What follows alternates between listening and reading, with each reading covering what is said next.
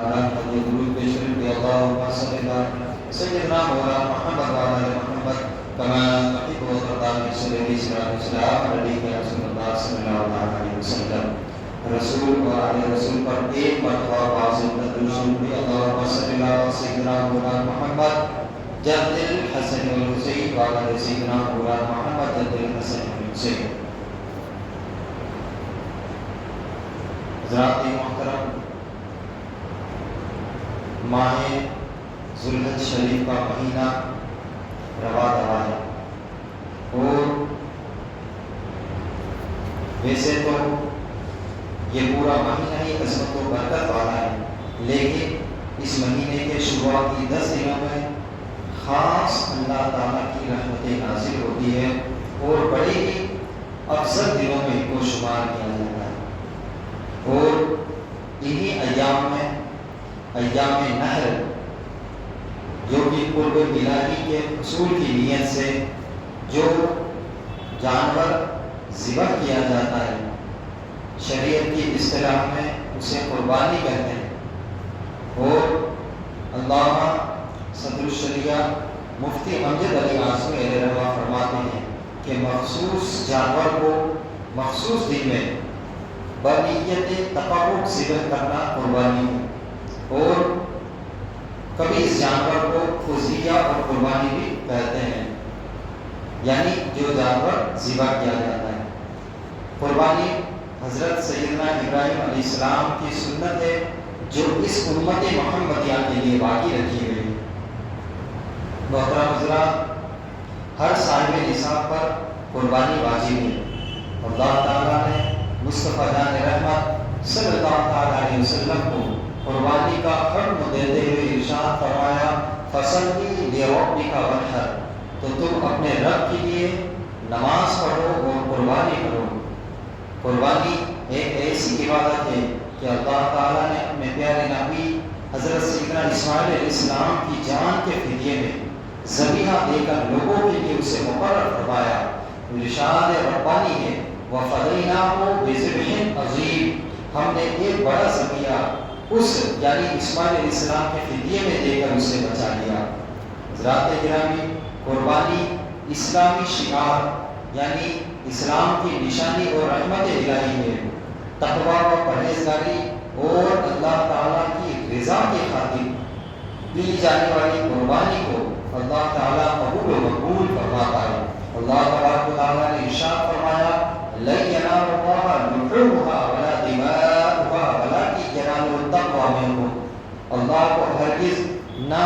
ان کے گوشت پہنچتے ہیں اور نہ ان کے خون، ہاں تمہاری پرہیزگاری اس تک باریاب ہوتی ہے، پہنچتی ہے. یعنی قربانی کرنے والے صرف نیت کے اخلاص اور شروط تقویٰ کی رعایت سے اللہ تعالیٰ کو راضی کر سکتے ہیں.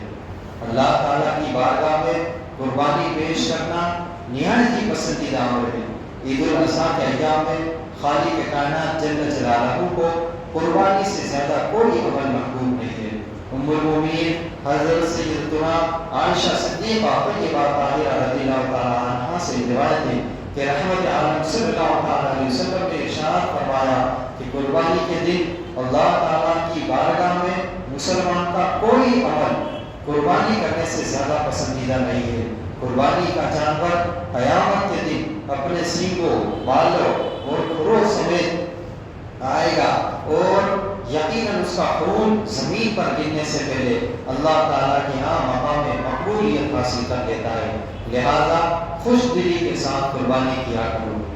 قربانی کا دن اللہ تعالیٰ کے ہاں بہت عظیم دن ہے. رسول اللہ صلی اللہ علیہ وسلم نے ارشاد فرمایا ان اعظم الایام عند اللہ یوم النحر، یقیناً اللہ تعالیٰ کے ہاں سب سے عظیم دن قربانی کا دن ہے. محترم بھائیوں، اجر و ثواب کی نیت سے قربانی کرنا جہنم کی آگ سے رکاوٹ کا باعث ہے. حضرت سیدنا امام حسن رضی اللہ تعالیٰ عنہ سے روایت ہے کہ نبی کریم صلی اللہ تعالیٰ علیہ وسلم نے ارشاد فرمایا کہ جس نے خوش دلی کے ساتھ طالب ثواب ہو کر قربانی کی، یعنی صرف ثواب کی نیت سے، اس کے لیے وہ قربانی جہنم کی آگ سے رکاوٹ ہو جائے گی. حضرت سیدنا ابن عباس رضی اللہ تعالیٰ عنہ سے روایت ہے کہ رسول اکرم صلی اللہ علیہ وسلم نے ارشاد فرمایا کہ جو مال عید کے دن قربانی میں خرچ کیا گیا اس سے زیادہ کوئی مال پیارا نہیں ہے۔ محترم حضرات، قربانی واجب ہونے کے بھی کچھ شرائط ہیں۔ اس کے بارے میں حضرت صدر الشریعہ مفتی امجد علی اعظمی علیہ رحمہ تحریر فرماتے ہیں کہ اسلام یعنی غیر مسلم پر قربان واجب نہیں ہے۔ اقامت یعنی مقیم ہونا، مسافر پر قربانی واجب نہیں ہے۔ تونگری یعنی مالی کے نصاب ہونا، یہاں مالداری سے نصاب وہی ہے جس سے صدقہ فطر واجب ہوتا ہے، صدقہ زکوٰۃ واجب نہیں ہے۔ یعنی زکوٰۃ کے لیے جو ہمیں مال بتایا گیا ہے اس پر 1 سال گزرنا ضروری ہے، لیکن صدقہ فطر پر یہ نہیں ہے۔ اسی طرح قربانی پر بھی نہیں ہے کہ قربانی کے دنوں میں یعنی جو 3 دن قربانی کی ہے ان دنوں میں اگر اتنا مال ہو جائے تو اس پر قربانی کرنا واجب ہے۔ آج کی ڈیٹ میں اگر ہم حساب لگا لیں 52.5 تولہ چاندی کا تو لگ بھگ 1,34,000 کے آس پاس پڑتا ہے۔ اسی طرح حریت یعنی آزاد ہونا، جو آزاد نہ ہو اس پر قربانی واجب نہیں کہ غلام کے پاس مال ہی نہیں ہے لہٰذا عبادت مالیہ اس پر واجب نہیں ہے۔ اب غلام کا معاملہ یہ پہلے دور میں چلا کرتا تھا، آج کل ایسا معاملہ نہیں ہے۔ مرد ہونا اس پر قربانی کے لیے شرط یہ ہے، شرط نہیں ہے، جیسے کہ کچھ عبادتیں ایسی ہے کہ اس پر مرد ہونا واجب ہے، لیکن قربانی ایسی ایک عبادت ہے کہ اس پر مرد یا عورت ہونے کی کوئی شرائط نہیں لگائی گئی ہے، عورتوں پر بھی واجب ہوتی ہے جس طرح کے مردوں پر ہوتی ہے۔ حضرات محترم، قربانی کا وقت 3 دن یعنی 10 ذی الحجہ کی صبح سے لے کر 12 ذی الحجہ کی سورج ڈوبنے تک ہے۔ قربانی کے وقت کے بارے میں حضرت نافع رحمۃ اللہ علیہ سے روایت ہے کہ حضرت سیدنا ابن عمر رضی اللہ تعالیٰ عنہ نے فرمایا کہ اِلَّا الْأَضْحَى یومان بعد یوم الاضحیٰ، یعنی قربانی بقرعید کے بعد 2 دن تک ہے۔ حضرت سیدنا امام مالک نے فرمایا کہ مجھے حضرت سیدنا علی بن ابی طالب رضی اللہ تعالیٰ عنہ سے اس کے مثل روایت پہنچی ہے۔ یہ حدیث حضرت امام اعظم ابو حنیفہ، امام مالک، امام احمد کی ایک پختہ دلیل ہے کہ قربانی 10 ذی الحجہ کی صبح سے 12ویں کی سورج ڈوبنے تک ہے۔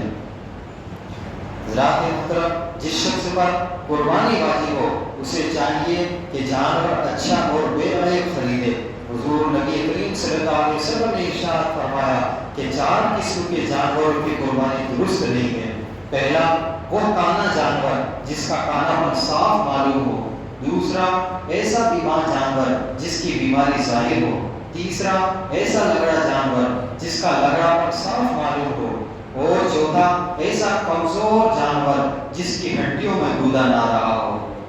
حضرات محترم، حضور صدر الشریعہ علیہ رحمہ قربانی کے چند اہم مسائل بیان کرتے ہوئے فرماتے ہیں کہ قربانی واجب ہونے کا سبب وقت ہے۔ جب وقت آیا اور شرائط وجوب یعنی واجب ہونے کی شرطیں پائی گئی تو قربانی واجب ہے۔ دوسرا، مالک نصاب نے قربانی کے لیے جانور خریدا، وہ گم ہو گئی اور اس شخص کا مال نصاب سے کم ہو گیا، اب قربانی کا دن آیا تو اس پر یہ ضرور لازم نہیں ہے کہ دوسرا جانور خرید کر قربانی کرے کیونکہ نصاب کم ہو گیا ہے، اور اگر وہ قربانی کے دنوں میں ہی واپس وہ جانور مل گیا اور یہ شخص اب بھی مالی کے نصاب نہیں ہے تو اس پر اس جانور کی قربانی واجب نہیں ہے۔ تیسرا، عورت کا مہر شوہر کے ذمہ باقی ہے اور یہ شوہر مالدار ہے تو اس مہر کی وجہ سے عورت کو مالی کے نصاب نہیں مانا جائے گا، اگرچہ مہر معجل ہو، اور اگر عورت کے پاس اس کے سوا بقدر نصاب مال نہیں ہے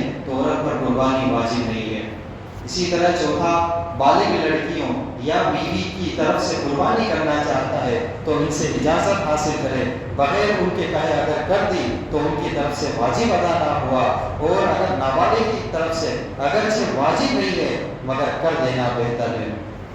پانچواں، یہ لازم نہیں ہے کہ 10ویں ذی الحجہ ہی کو قربانی کر ڈالے، اس کے لیے گنجائش ہے کہ پورے وقت یعنی 10 ذی الحجہ کی صبح سے لے کر 12ویں ذی الحجہ کے سورج ڈوبنے تک میں جب چاہے کرے، لہذا اگر شروع وقت میں اس کا اہل نہ تھا یعنی 10 کو وہ مالی کے نصاب نہ تھا اور واجب ہونے کی شرطیں نہیں پائی جاتی تھی اور آخر میں یعنی 12ویں ذی الحجہ تک وہ صاحب نصاب ہو گیا، یعنی وجوب شرائط پائے گئے تو اس پر واجب ہو گئی، اور اگر شروع میں واجب تھی اور ابھی نہیں کی اور آخر وقت میں شرائط جاتے رہے تو پھر واجب نہ رہی۔ اسی طرح ایک شخص غریب تھا مگر اس نے قربانی کر ڈالی، اس کے بعد ابھی وقت قربانی باقی تھا کہ غنی ہو گیا، مالدار ہو گیا، تو پھر اس کو پھر قربانی کرنی چاہیے کہ پہلے جو کی تھی وہ واجب نہ تھی اور اب واجب ہے، جبکہ بعض علماء کرام نے فرمایا ہے کہ وہ پہلی قربانی ہی کافی ہے۔ اسی طرح اگر باوجود مالی کے نصاب ہونے کے اس نے قربانی نہ کی اور وقت ختم ہونے کے بعد غریب ہو گیا تو اس پر اس جانور کی قیمت کا صدقہ کرنا واجب ہے، یعنی وقت گزرنے کے بعد قربانی ساقط نہیں ہوگی، اٹھ نہیں جائے گی، ختم نہیں ہو جائے گی۔ اور اگر مالی کے نصاب بغیر قربانی کیے انہی دنوں میں مر گیا تو اس کی قربانی ختم ہو گئی، ساقط ہو گئی۔ اسی طرح قربانی کے وقت میں قربانی کرنا ہی لازم ہے، کوئی دوسری چیز اس کے قائم مقام نہیں ہو سکتی، اس کی بدل نہیں۔ جیسے قربانی اس نے کوئی جانور خریدا یا اس کی قیمت صدقہ کر دی، یہ ناکافی ہے، یعنی ہم جانور کی بجائے اتنی قیمت اگر کسی کو دے دیں تو یہ قربانی کے دنوں میں جائز نہیں ہے۔ اسی طرح 10ویں کے بعد کے 2 دن ہیں اور راتیں ایام نحر میں داخل ہے، ان میں بھی قربانی ہو سکتی ہے، مگر رات کے وقت میں قربانی کا ذبح کرنا مکروہ ہے۔ اگر شہر میں بہت سی جگہوں پر عید کی نماز ہوتی ہو، یہ بڑا اہم مسئلہ ہے، ذرا دھیان سے سنیں کہ اگر شہر میں بہت سی جگہوں پر عید کی نماز ہوتی ہو تو جو پہلی جگہ نماز ہو چکنے کے بعد قربانی جائز ہے، یعنی یہ ضروری نہیں ہے کہ عید گاہ میں نماز ہو جائے گی جبھی قربانی ہوگی، یا ہمارے محلے کی مسجد میں نماز ہوگی تبھی قربانی ہوگی اور دوسری جگہ نہ ہو تو نہ ہوگی۔ اب ہمارے شہر میں دیکھ لیں تو صبح 6:15 بجے سے اگر عید کی نماز کا، ہم بقرعید کی نماز کا دیکھیں تو اس کے بعد ہم کبھی بھی قربانی کر سکتے ہیں۔ قربانی کے دن گزر گئے اور اس نے قربانی نہیں کی اور جانور یا اس کی قیمت کو صدقہ بھی نہیں کیا، یہاں تک کہ دوسری بقرعید آ گئی، اب یہ چاہتا ہے کہ سال گزشتہ کی قربانی قضا اس سال کر لیں، یہ نہیں ہو سکتا، بلکہ اب بھی وہی حکم ہے، یعنی ایک بار قربانی کا وقت گزر گیا تو یہ نہیں ہے کہ ہم دوسرے سال پھر اس پچھلے سال کی قربانی کی قضا کریں، قربانی کی قضا نہیں ہے بلکہ اتنے مال کا صدقہ کرنا لازم ہے۔ ذات محترم، عید الاضحیٰ کے موقع پر قربانی پیش کرنے میں بنیادی فلسفہ یہ ہے کہ اگر راہ خدا میں اپنی پسندیدہ چیز بھی نچھاور کرنی پڑے تو اس سے دریغ نہ کرے، پرہیز نہ کیا جائے۔ اگر قربانی کے فریضے سے اس فلسفے کو نکال دیا جائے تو پھر اس کا مفہوم بے معنی سا ہو جاتا ہے، لہذا قربانی کرتے وقت یہ بات ہمارے پیش نظر رہنی چاہیے کہ حضرت سیدنا ابراہیم علیہ السلام جس وقت اپنے بیٹے حضرت سیدنا اسماعیل علیہ السلام کو قربان کرنے کے لیے پیش کر رہے تھے، اس وقت ان کا مقصود و مطلوب شہرت یا نشو و نما ہرگز نہیں تھا۔ یہ نہیں کہ میں دکھاوا کر رہا ہوں، بلکہ انہوں نے صرف اللہ تعالیٰ کی رضا کے لیے اپنے جگر گوشے کو راہ خدا میں قربان کرنے کے لیے پیش کیا۔ حضرت سیدنا ابراہیم علیہ السلام کی یہ قربانی رہتی دنیا تک کے لیے ایک روشن مثال اور مسلمانوں کے لیے اطاعت اور ایثار کا ایک حسین نمونہ ہے۔ محترم بھائیوں، ہونا تو یہ چاہیے کہ سنت ابراہیمی کو پورا کرنے کی غرض سے ذبح کیے جانے والے جانور کے ساتھ ساتھ ہم شہرت، ریاکاری، دکھاوا جیسی دنیا کی خواہشات اور انا کو بھی قربان کیا جائے اور صرف اللہ تعالیٰ کی رضا اور تقویٰ و پرہیزگاری کے لیے حصول کے لیے قربانی پیش کی جائے، کیونکہ بحیثیت مسلمان ہمارا یہ عقیدہ ہے کہ رب تعالیٰ کو ہمارے جانوروں کے گوشت اور خون کی حاجت نہیں ہے، بلکہ وہ ہمارا جذبہ قربانی اور تقویٰ کو ملاحظہ فرماتا ہے۔ جانور کی قربانی تو صرف ایک علامت ہے،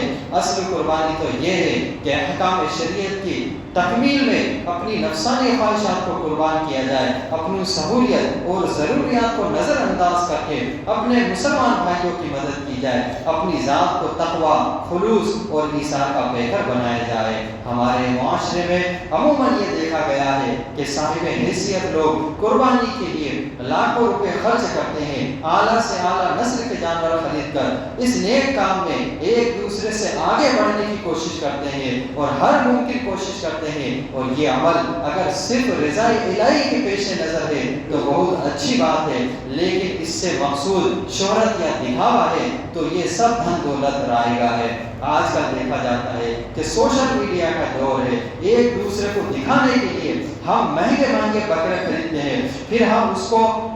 سوشل میڈیا پر پوسٹ بھی کرتے ہوئے نظر آتے ہیں۔ اگر ہمارا یہ مقصد صرف دکھاوا ہے تو ایسی قربانی کا کوئی فائدہ نہیں۔ اسی طرح بعض لوگ راہ خدا میں لاکھوں روپے خرچ کرنے کے لیے تو ہر دم تیار رہتے ہیں، لیکن اپنی انا کو، اپنی اکڑ کو قربان کرنے کے لیے، اپنے ناراض بھائیوں کو اور رشتہ داروں کو راضی کرنے، ان سے صلح کرنے کے لیے آمادہ نہیں ہوتے۔ ایسے لوگوں کو سوچنا چاہیے کہ اگر ہم اپنے اندر کے جانور کو یعنی اپنی نفس کو قربان نہ کر سکیں تو پھر بظاہر یہ ایک جانور کی قربانی کس کام کی؟ لہذا سب سے پہلے ہمیں اپنے نفس کو مارنا ہوگا، اپنے اندر کے جانور کی قربانی کرنی ہوگی، اپنی نفسانی خواہشات کو قربان کرنا ہوگا۔ یقین کیجئے کہ اگر ہم ایسے کام کرنے میں کامیاب ہو گئے تو پھر عید الاضحیٰ کے موقع پر پیش کی جانے والی یہ قربانیاں سونے پہ سہاگا کی مثل ہوگی۔ لہذا جس کے اپنے بھائی وغیرہ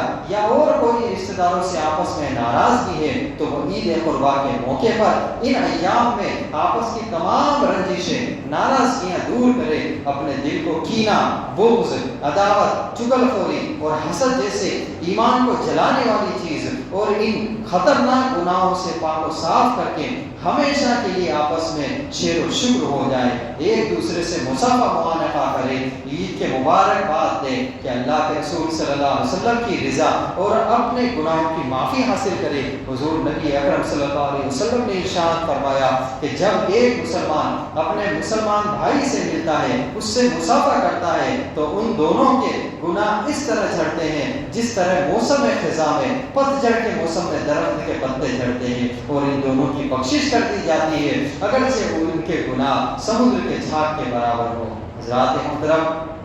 ہمیں اپنے آس پاس میں رہنے والے مسلمان بھائیوں بہنوں کا بھی خیال رکھیں، اپنے اندر خلوص اور ایثار و قربانی کا جذبہ پیدا کریں کہ عید قربا کا یہی مقصد و پیغام ہے کہ جس طرح سے حضرت سیدنا ابراہیم علیہ السلام نے اپنی قیمتی چیز اللہ تعالیٰ کی راہ میں قربان کی اور آزمائش میں پورا اترے، اسی طرح ہم بھی اللہ تعالیٰ کے احکام پر عمل کریں اور اپنے رب کی رضا و قرب حاصل ہم اس طرح سے کر سکتے ہیں جس طرح سے حضرت سیدنا اسماعیل علیہ السلام نے اللہ تعالیٰ کے حکم کے سامنے اپنا سر خم کیا، اپنا سر جھکا لیا۔ اسی طرح ہمیں چاہیے کہ ہم اپنے بچوں کو بھی احکام الہی کی پابندی کرنے کی تلقین کرتے رہے، انہیں معاشرے میں بسنے والے دوسرے افراد کے ساتھ اچھا سلوک اور ہمدردی سے پیش آنے، ان کی ضروریات کا خیال رکھنے، ان کی خوشی اور غمی میں شریک ہونے اور ان کے خاطر اپنی خواہشات کو قربان کرنے کا جذبہ بیدار کرے۔ فلسفہ قربانی ہمیں یہ ایک اہم درس دیتا ہے اور یہی اس کا تقاضا ہے۔ اگر پھر بھی ہم صرف نماز پڑھ کر یا گوشت کھا کر یہ سوچیں کہ ہم نے قربانی یا عید کو پورا کر لیا، ایسا نہیں ہے۔ ہمیں ہر اسلام ایک ایسا مہذب اور مذہب ہے، اتنا اچھا اور پرسکون ماحول کا اسلام ہمیں درس دیتا ہے، اور ہر تہوار کے اندر ہمیں کوئی نہ کوئی سبق پوشیدہ نظر آتا ہے، چاہے ہم عید لے لیں یا بقرعید لے لیں۔ اگر ہم نے صرف اپنے اسٹیٹس پر گوشت کے فوٹو لگا کر ہم نے یہ سوچا کہ ہم نے عید الاضحیٰ کو پا لیا تو ایسا نہیں ہے۔ ہمیں دکھاوا نہیں کرنا ہے، ہمارے اندر کیا تبدیلی آئی ہے اور اس تہوار سے ہم نے کیا سیکھا ہے اور عید الاضحیٰ کا کیا پیغام تھا، ہمیں اس تک پہنچنے کی ضرورت ہے۔ اگر ہم صرف گوشت کھا کر سوتے رہے اور ہم نے نمازیں نہ پڑھی تو ہم نے عید الاضحیٰ کو نہیں پہنچا۔ اگر ہمارے دل میں کسی غریب کے لیے ہمدردی نہیں جاگی تو ہم عید الاضحیٰ کے اس پیغام تک نہیں پہنچ پائے ہیں۔ اسی لیے ہمیں ضروری ہے کہ اس کا جو پیغام ہے، اپنے اندر ہمدردی جگانا، اپنے اندر کی انا کو ختم کرنا، حسد کو ختم کرنا، آپس میں بغض و کینہ کو ختم کرنا، تو وہ زیادہ ضروری ضروری ہے۔ اللہ تعالی ہماری قربانی اور ہمارے دیگر اعمال صالحہ کو قبول فرمائے، ہمیں فلسفہ قربانی کو سمجھنے اور اس پر عمل کرنے کی توفیق عطا فرمائے، ہمیں شہرت دکھاوے جیسی اخلاقی برائیوں سے نجات عطا فرمائے، تقوی و پرہیزگاری اور اخلاص کی دولت سے ہمیں مالا مال فرمائے۔ اللہ تعالی ہمارے ظاہر و باطن کو تمام گندگیوں سے پاک و صاف فرمائے اور اپنے حبیب کریم صلی اللہ علیہ وسلم کے ارشادات پر عمل کرتے ہوئے قرآن و سنت کے مطابق اپنی زندگی سنوارنے اور سرکار دو عالم صلی اللہ علیہ وسلم اور صحابہ کرام رضوان اللہ تعالی علیہ اجمعین کی سچی محبت اور اخلاص سے بھرپور اطاعت کی توفیق رفیق عطا فرمائے۔